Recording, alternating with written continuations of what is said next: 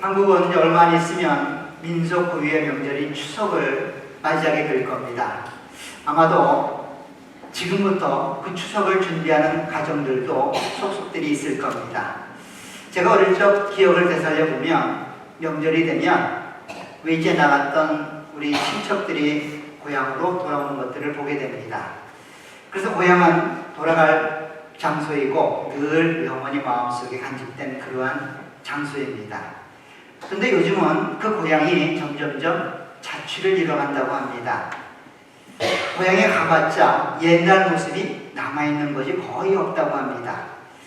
제가 살던 저의 고향도 가보면 예전과 너무너무 많이 바뀌어서 이곳이 정말 그곳이었나 싶을 정도로 그렇게 옛날을 기억할 수 없는 그런 장소가 되기도 합니다.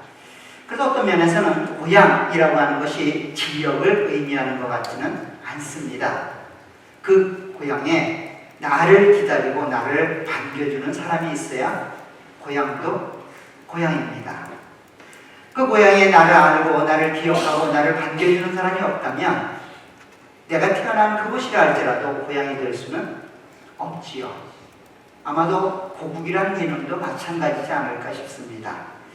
이렇게 고향이라고 하는 것은 지역적으로 혹은 어떤 한 공간을 말하기보다는 내가 기억되는 장소, 누군가로부터 나를 기억할 수 있는 사람이 머무는 장소, 그 장소가 우리의 고향이 될 것입니다. 이런 점에서 오늘 본문에 등장한 이 두 여인은 자신의 고향으로 돌아가고 있습니다. 베들레헴으로 돌아가고 있는 나오미와 그와 동행했던 루세에 관한 이야기가 오늘 본문에 기록되고 있는데 정말로 마침내 그들이 그 고향 땅으로 돌아가고 있고 그 고향 땅은 그들로 말미암아 적지 않은 소동이 일어났던 이야기가 오늘 본문의 내용으로 기록되고 있습니다. 오늘 룻기 1장 그 말미에 기록되고 있는 나오미와 룻이 베들레헴으로 돌아갔던 그 이야기를 통해서 이 땅을 살고 있는 우리들에게 하나님이 원하시는 하나님의 음성을 듣는 시간이 되도록 하겠습니다.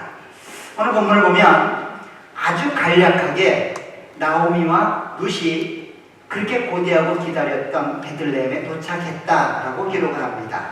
오늘 19절을 보면 이렇게 되어 있습니다. 이에 그 두 사람이 베들레헴까지 갔더라. 아주 간단합니다. 한 문장으로 나오미와 룻이 그 모압 땅에서 요단강을 건너 베들레헴까지 온 이야기를 적고 있습니다. 히브리 문장에서는 딱 6자입니다. 6자로 그렇게 그간에 있었던 크고 작은 많은 일들이 있음에도 불구하고 나오미와 룻이 그 고향 땅으로 베들레헴으로 돌아왔다라는 말을 적고 있습니다.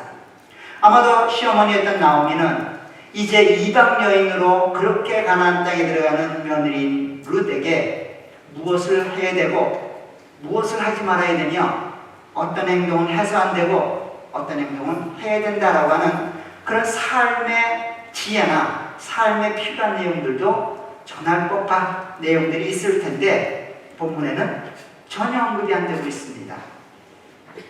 그렇게 언급이 안 되고 있는 것은 중요하지 않을 수도 있다라는 개념을 가질 수도 있겠지만 또 한편으로는 이 돌아가는 일이 단순히 삶을 위한 돌아감이 아니다라고 하는 것들을 알게 될 겁니다.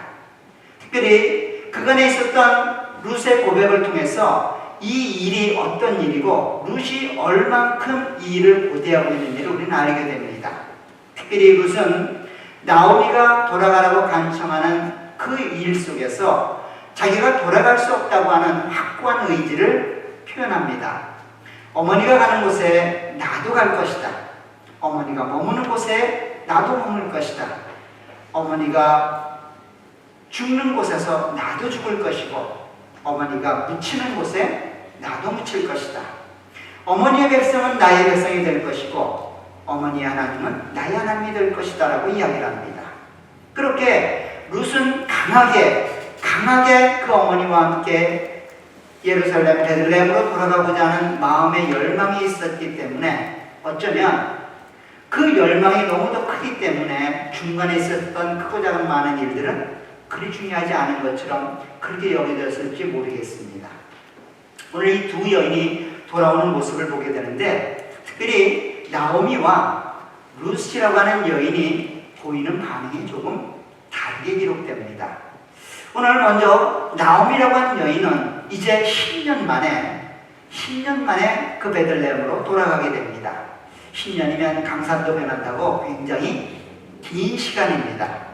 그 긴 시간만큼이나 나오미의 삶에는 커다란 변화가 있었습니다.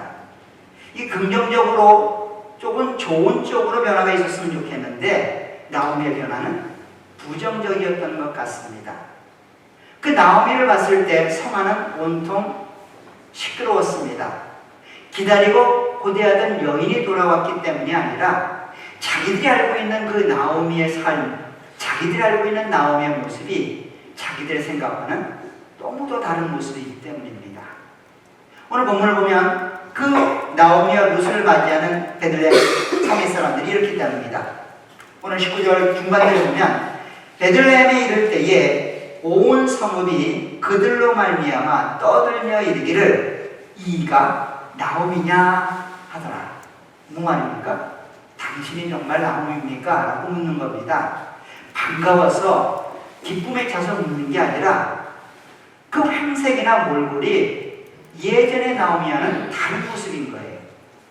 10년이 지났으니 더 많이 늙었을 것이고 10년이 지났으니 더 좋게 변했으면 좋을 텐데 그 상황은 그렇지 않습니다.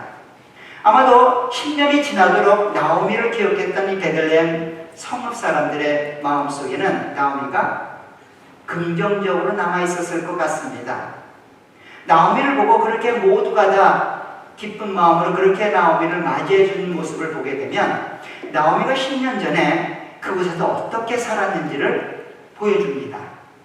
나오미가 그 사람들에게 환영받지 못하고 그들에게 손해를 끼치고 그들에게 악한 존재로 그렇게 남아있었다면 이런 모습으로 반기지는 않았을 겁니다.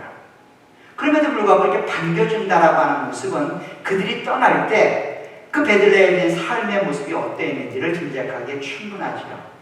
말 그대로 선하고 영향력 있고 그 베들레헴에서는 아마도 나오미란 이름만 되면 누구나 다 알 수 있는 그런 여인이었을 겁니다.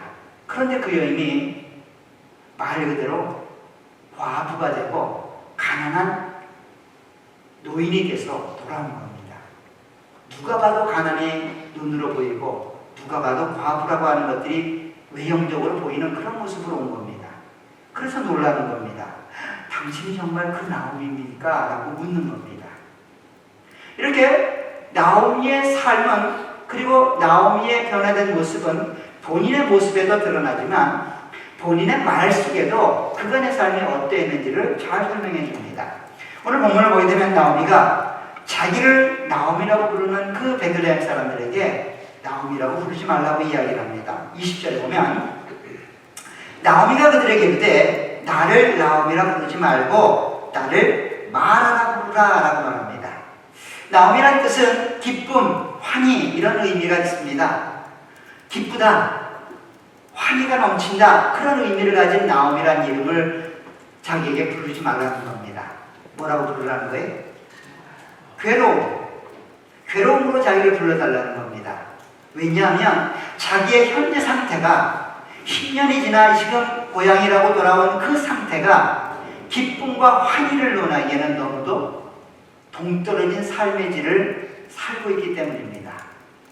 그때의 삶을 정확히 표현하는 한 단어는 괴로움, 그 단어일 겁니다. 그래서 자기를 나오미가 아닌 마라라고 불러달라고 이야기를 하고 있습니다. 그러면서 그간의 삶을 이렇게 정리를 합니다. 자, 20절 하반절을 보면 이렇게 말합니다. 이는 나를 마라라고 부르라고 하는 그 이유는 전능자가 나를 심히 괴롭게 하셨습니다. 내가 풍족하게 나갔더니 여호와께서 내게 비어 돌아오게 하셨느니라. 여호와께서 나를 징벌하셨고 전능자가 나를 괴롭게 하셨거늘 너희가 어찌 나를 나오미라 부르느냐 하니라. 여호와 하나님을 통하여 그간 10년의 삶을 살았는데 그 삶의 결과가 뭐라는 겁니까? 하나님의 노하심과 징벌, 하나님의 심판의 결과라는 겁니다. 두 손 풍족히 가지고 그렇게 모든 짐을 싸들머지고 그렇게 모압 땅으로 갔는데 모압 땅에서 돌아올 때 자기의 상황은 빈털터리가 됐다는 겁니다. 아무것도 남은 게 없다는 겁니다. 남편과 두 아들과 함께 그렇게 삶에 대한 소망과 꿈을 심고 그렇게 이주해 갔는데 그곳에서 남편도 묻고 두 아들도 묻고 아무것도 남은 것이 없이 빈털터리가 돼서 돌아갔다는 겁니다. 그러니 나를 나오미라고 부르는 것은 합당치 않다는 겁니다. 하나님이 나를 징벌하셨고 심판하셨고 나를 괴롭게 하셨기 때문에 나는 괴로움이라는 말로 불려지는 게 합당하다는 겁니다. 합당하다는 거예요. 어찌 보면 당연한 모습이겠죠. 아마도 나오미가 꿈꿨던 모압 이주의 삶은 이런 삶은 아니었을 겁니다. 적어도 이런 삶까지는 아니었을 겁니다. 이분이든지 조금 더 남겨야 될 것 같은데 남은 게 하나도 없습니다. 생명을 유지하기 위해 그렇게 모압 땅으로 이주해 갔는데 그곳에서 3명이나 묻었습니다. 그리고 간간히 목숨만 던져서 돌아온 상황입니다. 이런 일은 있을 수 없어야 되는데 그렇게 일어나는 겁니다. 그래서 그 상황을 봤던 베들레헴 사람들이나 자기 스스로 자기 인생을 바라봤던 나오미의 입술 속에서 고백되는 모습은 그냥 괴로움의 시작과 끝이었다는 것이죠. 그렇게 고백하고 있는 겁니다. 그런데 이 나오미라는 여인과 함께 동행했던 한 여인이 또 있습니다. 룻입니다. 룻은 어땠을까요? 나오미와 비교해보면 룻은 나오미보다 더하면 더할지 덜하진 않습니다.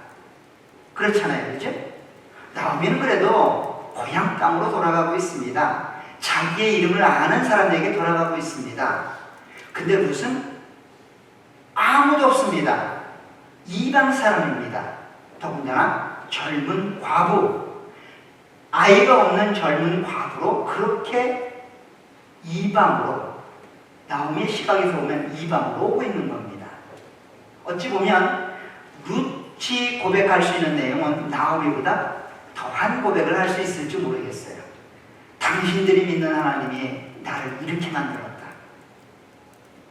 라고 고백할 수 있을 것 같아요. 그런데 오늘 본문에는 룻의 고백이, 룻의 이야기가 한 글자도 없습니다. 왜 그럴까요? 우리 생각에는 나오미보다 더한 불평과 불만, 마음에 있는 속내를 드러낼 것 같은데 룻은 한마디도 언급하지 않습니다. 왜 그럴까요? 너무도 기가 차서 할 말을 잃은 걸까요? 아니면 역으로 기쁨이 충만했을까요? 룻이 고백했던 내용을 보면 기쁨이 충만했을 것 같습니다. 왜 그런가 하면 룻은 돌아가라고 강권하는 나오미 시어머니에게 그렇게 이야기합니다. 어머니가 가는 곳에 나도 갈 것이다. 어머니가 사는 곳에 나도 살 것이다. 어머니가 살다 죽는 그곳에서 나도 살다가 죽을 것이다. 어머니가 묻히는 그곳에 나도 묻힐 것이다. 어머니의 하나님은 나의 하나님이 될 것이고 어머니의 백성은 나의 백성이 될 것이라는 거예요. 이 말은 단순히 노모인 시어머니에 대한 효심을 표현하는 말이 아니라 그만큼 그 나라, 그 백성, 그 하나님께로 가기를 열망하고 소망하고 있는 겁니다. 영적인 갈급함이 그 안에 충만해 있는 거예요. 내가 차라리 죽으면 죽었지 어머니를 따라가는 일을 포기하지 않겠다는 겁니다. 거기서 당할 일들이 어떤 일이 있을지, 또 그곳에서 얼마나 힘들고 어려운 삶을 살아야 될지 내일이 약속된 것은 아니지만 그곳에서 정말로 힘든 일들을 경험하게 될 거지만 그래도 내가 하나님 백성에 포함이 되고 내가 그 하나님을 소유로 삼고자 하는 그 마음엔 변함이 없다는 겁니다. 지금 그 일이 이루어진 거예요. 지금 그 일이 이루어지기 시작하는 겁니다. 얼마나 기뻤을까요? 아마 여러분들 중에 젊어서 외국 한번 나가서 살아보겠다라고 하는 마음이 있었던 분이라면 이민 오실 때 그 기분을 아실 겁니다. 저는 한 명을 알고 있습니다. 굉장히 기쁘게 그런 삶을 시작한 사람이 있습니다. 아마 여러분들 중에도 있으시겠죠. 지금은 아니겠지만, 그렇죠? 처음에는 그랬을 겁니다. 하루하루가 그냥 날아가는 듯한 느낌이었을 겁니다. 뭘 잘 먹어서가 아닙니다. 일이 잘 돼서가 아닙니다. 내일이 보장되어 있기 때문이 아닙니다. 그냥 내가 원하고 내가 바라고 내가 소원했던 일들이 지금 이루어지고 있기 때문에 삶은 고달프고 내일에 대한 기대는 없고 또 사람들에게 그렇게 어려움을 당하고 있지만 마음 한구석에는 기쁨이 있죠. 지금 그것이 그런 겁니다. 무슨 불평할 겨를이 없습니다. 왜 그럴까요? 자기가 소망하는 그 하나님 나라에 들어와 있기 때문이에요. 자기가 그렇게 열망하고 갈급했던 그 하나님을 섬기게 되었기 때문입니다. 그 백성에 들어오는 그 순간 그 룻의 마음속에는 기쁨과 감사가 충만했던 거죠. 충만했던 겁니다. 그런데 나오미는 그렇지 않았습니다. 사실 나오미에게 있어서는 오늘 본문에서 한 가지를 못 보고 있는 것을 보게 됩니다. 오늘 본문을 보게 되면 자기의 10년의 삶 그리고 돌아오는 삶을 이렇게 표현합니다. 21절을 보면 내가 풍족하게 나갔더니 여호와께서 내게 비어 돌아오게 하셨느니라. 뭔 말입니까? 빈털터리가 되었다는 겁니다. 사실 옆에 누가 있어요? 룻이 있잖아요. 하나님으로 인해 똘똘 뭉쳐진 룻이 있잖아요. 룻은 얼마나 지금 영적으로 충만한 기분을 살고 있는데요.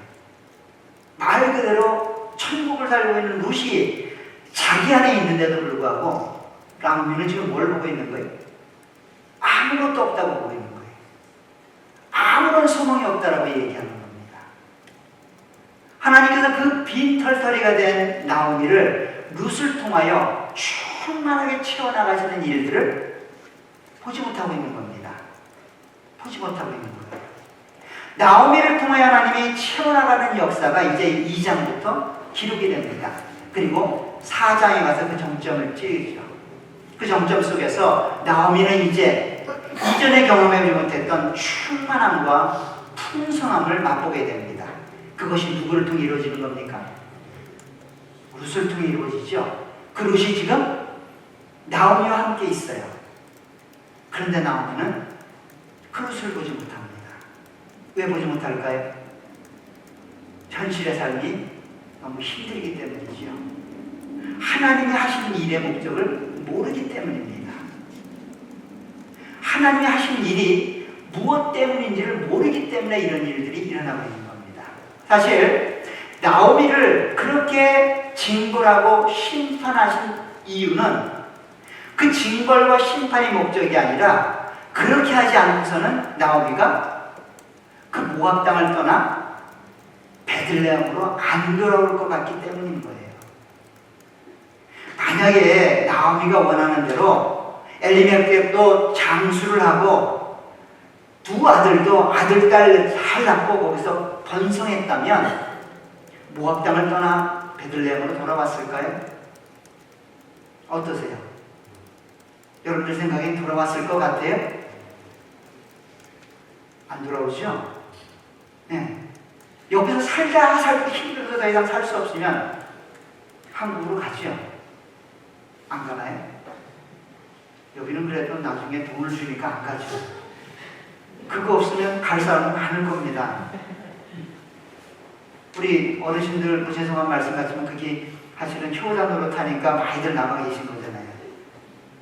갔다가도 그때가 되면 돌아오시더라고요. 젊은 사람들은 어때요? 살다 안 되면 돌아가죠. 여기민이 굉장히 많습니다. 왜 여기민이 많아요? 못 살겠으니까. 여기민 안 하는 사람들의 특징은 뭘까요? 그래도 먹고 살만하니까 여기 있는 거예요. 만약에 나오미가 그렇게 모압 땅 가서 어려운 일 안 당하고 남편 죽지 않고 두 아들 죽지 않으면 거기다가 천년 만년 뿌리 내리고 살 겁니다. 그걸 하나님이 아신 거예요. 그래서 그들을 돌이키기 위해서, 돌아가게 하기 위해서 그들을 징벌하고 그들을 심판하고 그들을 어렵게 한 겁니다. 그 돌이키게 하기 위해서 하나님께서는 그렇게 10년간 일해오신 겁니다. 10년간 일해오신 거예요. 그 돌아가라는 말을 강조하기 위해서 오늘 6절부터 오늘 22절까지 무려 10번이나 돌아가라는 단어를 씁니다.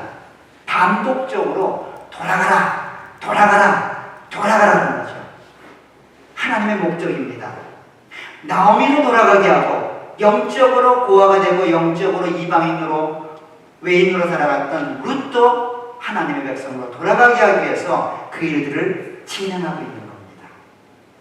그럼 여기서 한 가지 질문이 생기시죠? 굳이 그래야 되겠느냐는 거예요. 사실 이런 이야기는 우리가 탕자의 비유를 통해서 정확하게 알 수 있습니다. 우리 인간이 어떤지. 누가복음 19장을 가보게 되면 여러분 잘 아는 탕자, 즉 두 아들의 비유가 등장을 하는데 이제 얼마 안 있으면 저희가 주일날 한번 보게 될 텐데 누가복음 15장을 한번 가보시기 바랍니다. 신약성경 121쪽에 가면 누가복음 15장 11절부터 이른 아들을 되찾는 아버지의 비유에 관한 이야기가 등장을 하는데 우리가 잘 아는 탕자의 비유입니다. 여기 보면 이렇게 되어 있습니다. 11절부터 제가 봉독해 드립니다. 또 이르시되 어떤 사람에게 두 아들이 있는데 그 둘째가 아버지에게 말하되 아버지여 재산 중에서 내게 돌아올 분깃을 내게 주소서 하는지라 아버지가 그 살림을 각각 나누어 주었더니 그 후 며칠이 안 되어 둘째 아들이 재물을 다 모아가지고 먼 나라에 가 거기서 허랑방탕하여 그 재산을 낭비하더니 다 없앤 후 그 나라에 크게 흉년이 들어 그로 비로소 궁핍한지라 가서 그 나라 백성 중 한 사람에게 붙어 사니 그가 그를 돌로 보내어 돼지를 치게 하였는데 그가 돼지 먹는 주염 열매로 배를 채우고자 하되 주는 자가 없는지라 이에 스스로 돌이켜 이르되 내 아버지에게는 양식이 풍족한 품꾼이 얼마나 많든가 나는 여기서 줄여 죽는구나. 내가 일어나 아버지께 가서 이르기를 아버지 내가 하늘과 아버지께 죄를 지었사오니 지금부터는 아버지 아들이라 일컬음을 감당하지 못하겠나이다. 나를 품꾼의 하나로 보소서 하리라. 자 보세요. 이 아들이 우리 생각처럼 나가서 정말 편안하게 사업을 해서 돈도 벌고 결혼해서 아들 딸 낳고 잘 살았다면 아버지를 생각했을까요? 아버지를 생각했을까요? 안 하죠. 재산 나눠달라는 건 뭐예요? 속된 말로 아버지 빨리 죽이라는 거예요. 유산 받기 위해서는 빨리 죽어야 되잖아요. 아버지가 지금 그 일을 하고 있는 거거든요. 결국 재산 받아서 도망갔어요. 도망가서 허랑방탕했다라고 말하지만 하나님은 그냥 다 불어버린 겁니다. 다 불어버렸어요. 그러자 마음속에 아무것도 없다라고 생각이 들자 벌어먹기 위해서 그 이방 땅에서 열심히 노력을 합니다. 아무리 벌어도 벌리지가 않아요. 아무리 모아도 모아지지 않습니다. 아무리 노력해도 내일이 보장되지 않습니다. 그러자 어떤 생각을 합니까? 아버지께로 돌아가야 되겠다라는 생각을 하는 거예요. 이게 하나님의 마음이고 아버지의 마음이에요. 우리는 자꾸만 육체가 힘들고 일이 잘 안 되면 왜 하나님이 나를 이렇게 괴롭히실까? 왜 하나님이 나를 이렇게 골탕 먹이실까? 좀 많이 주고 잘 지키면 내가 더 잘할 텐데 라는 마음이 있지만 인간은 그렇지 않다니까요. 많이 가지면 많이 가진 만큼 하나님으로부터 멀어집니다. 멀어져요. 그래서 다 이뤄 아버지께 돌아오는 그 아들을 향한 아버지의 심정이 또 이렇게 기록이 되고 있습니다. 20절에 보면 이에 일어나 아버지께로 돌아가니라. 아직도 거리가 먼데 아버지가 그를 보고 치근히 여겨 달려가 목을 안고 입을 맞추었다라고 합니다. 이 아버지의 심정은 뭘까요? 늘 동구 밖을 바라봅니다. 오늘은 돌아올까 싶어 그렇게 동구 밖을 바라봅니다. 그렇게 바라본 지 벌써 10년이 넘은 겁니다. 나오미의 경우를 보면 이제나 돌아오려나? 저제나 돌아오려나? 남편이 죽으면 돌아갈까? 두 아들을 죽이면 돌아갈까? 그래도 안 돌아갑니다. 그래서 몇 년이 걸린 겁니까? 10년이 걸린 거예요. 그게 아버지의 심정이고 하나님의 심정이지요. 하나님의 마음은 한 가지입니다. 이 하나님의 속한 백성들을 돌아오게 하는 겁니다. 세상 가운데 뿌리 내리지 않고 하나님 나라에 뿌리 내리게 하기 위해서 그렇게 돌려보내는 겁니다. 그게 하나님의 목적이에요. 그런데 그 방법이 고난이고 고통 이외에는 더 효과적인 게 없었던 거예요. 물론 사람들 중에는 복을 주고 은혜를 베풀어서 잘 되게 해서 가는 경우도 간혹 있습니다. 많지 않아요. 근데 우리 모두가 다 그러길 원하는 거예요. 대기면 한 두세 명 있을까 말까 합니다. 나머지 97명은 어려움과 고통 속에서 그렇게 하나님을 만날 수 있어요. 그래도 나는 이 세 명 안에 들기를 원한다. 그래서 열심히 기도할 수도 있고 열심히 하나님을 따라갈 수도 있지만 하나님의 목적은 하나입니다. 은혜를 베풀든지 고난 가운데 우리를 몰아넣든지 다 하나님께로 돌아가라는 거예요. 하나님께로 돌아가라는 겁니다. 그러지 않으면 안 되기 때문이에요. 그렇게 10년을 하나님이 기다리시고 그렇게 10년을 일하신 겁니다. 그러면 또 마음속에 이런 생각이 들 겁니다. 굳이 이스라엘 땅이어야만 하는가라는 거예요. 아, 그렇잖아요. 모압 땅에서 하나님 잘 믿을 수 있잖아요. 거기서도 하나님 잘 믿고 살아갈 수 있잖아요. 왜 굳이 가나안 땅으로 돌아오게 하는 걸까요? 사실 이스라엘 백성들에게서 가나안 땅은 단순한 지역이 아닙니다. 지리적으로 팔레스타인이라는 그 지역은 그냥 하나님이 선택하신 한 장소인 것이 아닙니다. 바로 그 장소는 하나님이 함께하는 장소라는 거예요. 하나님이 함께 하시는 그 장소는 굉장히 중요한 의미가 있습니다. 그 장소를 떠나는 것은 영적으로 굉장히 심각한 상태에 내몰리는 겁니다. 이런 상황을 다윗이 사울로부터 쫓김을 당할 때 그렇게 표현을 합니다. 사무엘상을 가보게 되면 사울로 인해서 도망치는 다윗의 모습이 등장을 하는데 사무엘상 26장을 한번 가보시기 바라요.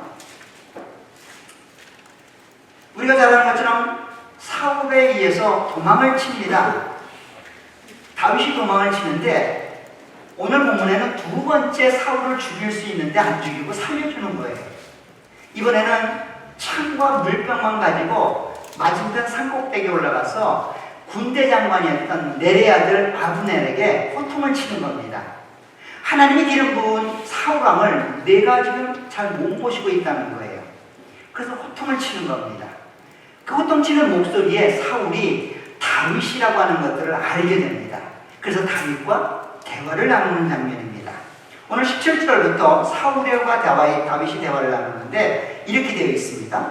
사울이 다윗의 음성을 알아듣고 이르되 내 아들 다윗아 이것이 내 음성이냐 하는지라 다윗이 이르되 내 주 왕이여 내 음성이니이다 하고 또 이르되 내 주는 어찌하여 주의 종을 쫓으시나이까 내가 무엇을 하였으며 내 손에 무슨 악이 있나이까 원하건대 내 주 왕은 이제 종의 말을 들으소서.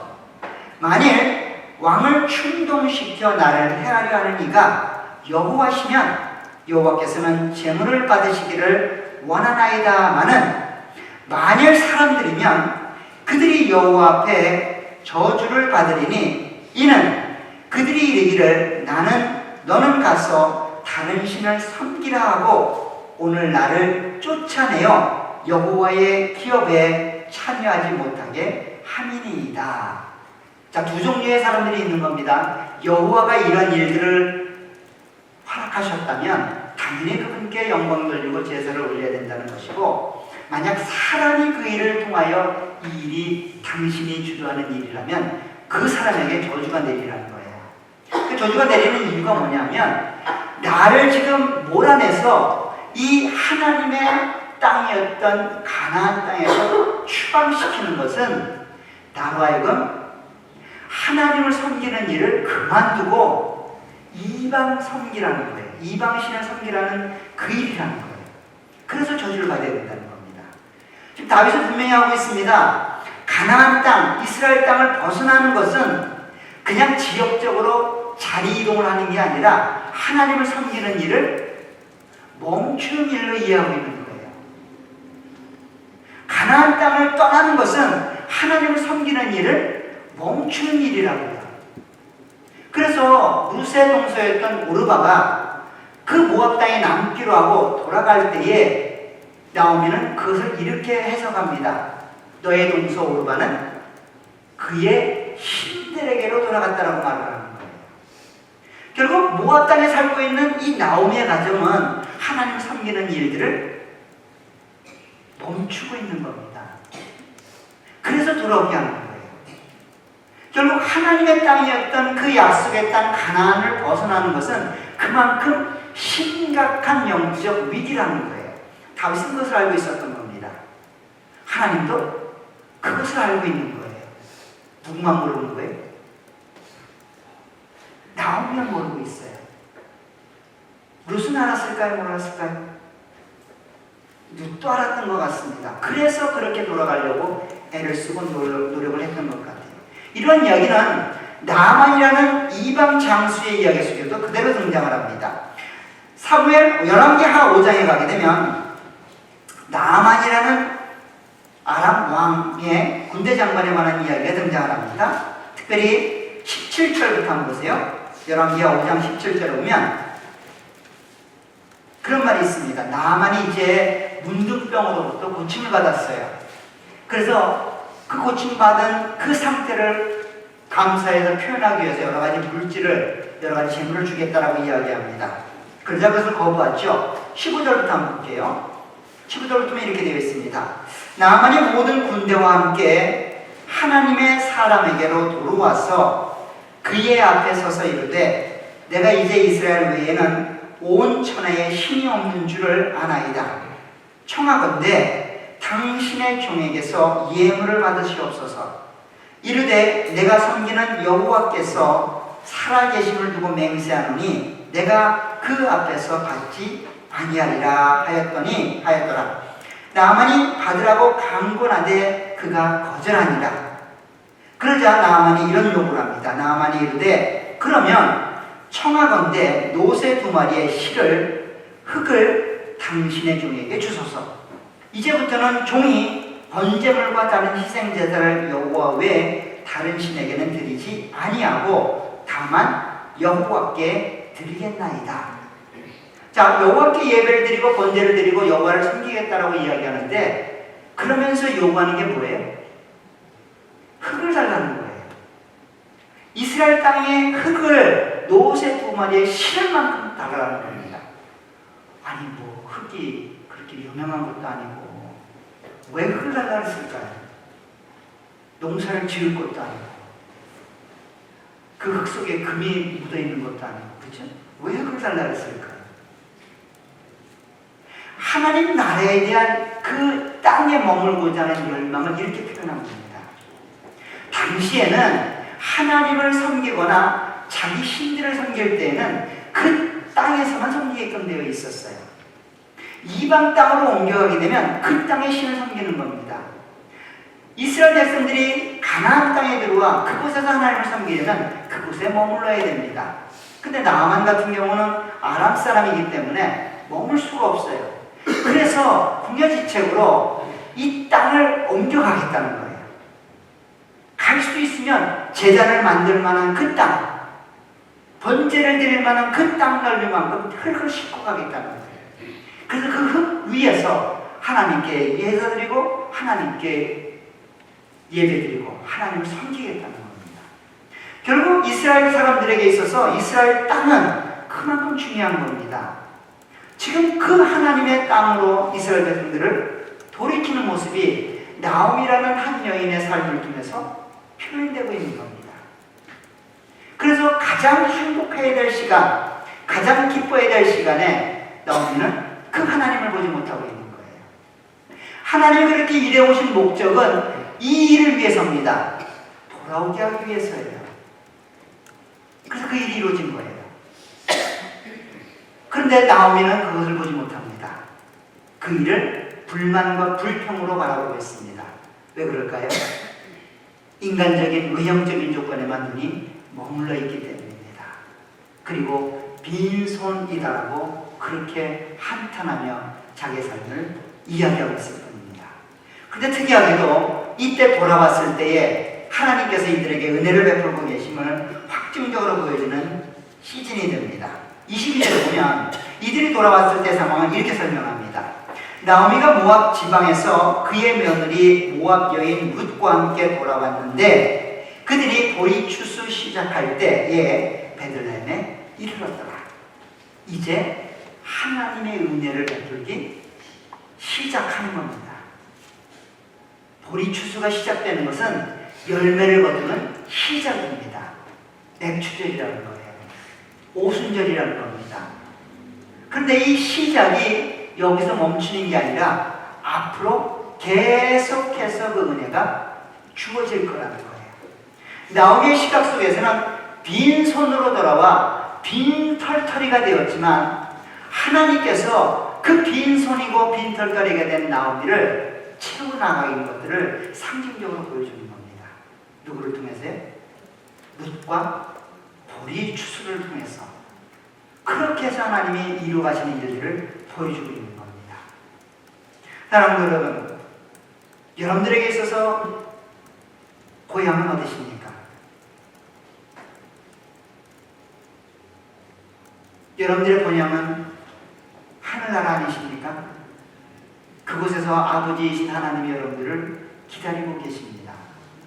만약 그 하나님이 여러분들을 모르신다면 그곳은 여러분들의 본향이 아닐 겁니다.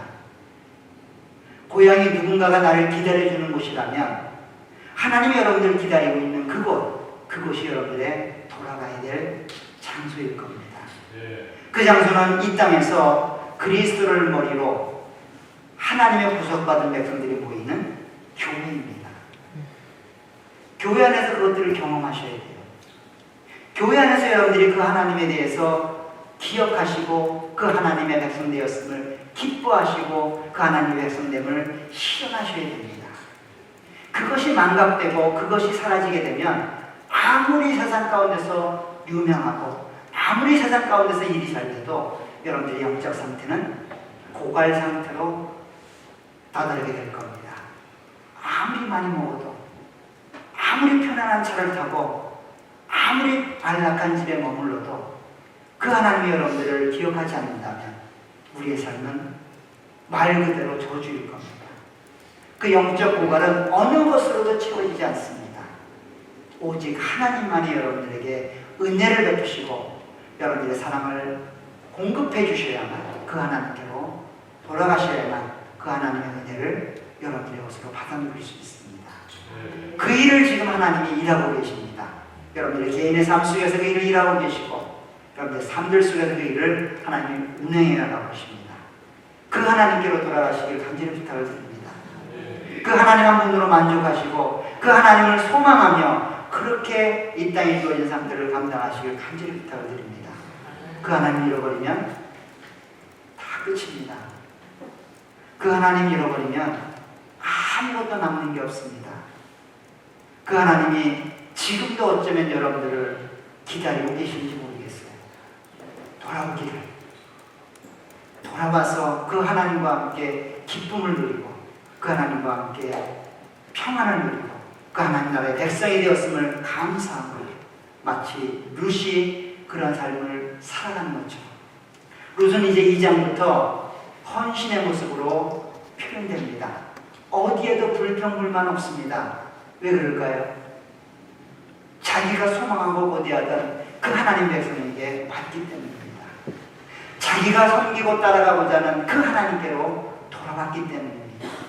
그래서 더 이상 불평불만 없습니다. 아무리 힘든 상황에서도 아무리 절망스러운 상황 속에서도 그 하나님 때문에 만족하고 그 하나님 때문에 충성하고 그 하나님 때문에 기뻐할 수 있습니다. 우리의 삶이 그런 하나님으로 인해 기뻐하고 그런 하나님 때문에 감사가 있고 그런 하나님 때문에 기쁨이 넘치는 삶이 되시기를 간절히 부탁드립니다. 기도하도록 하겠습니다.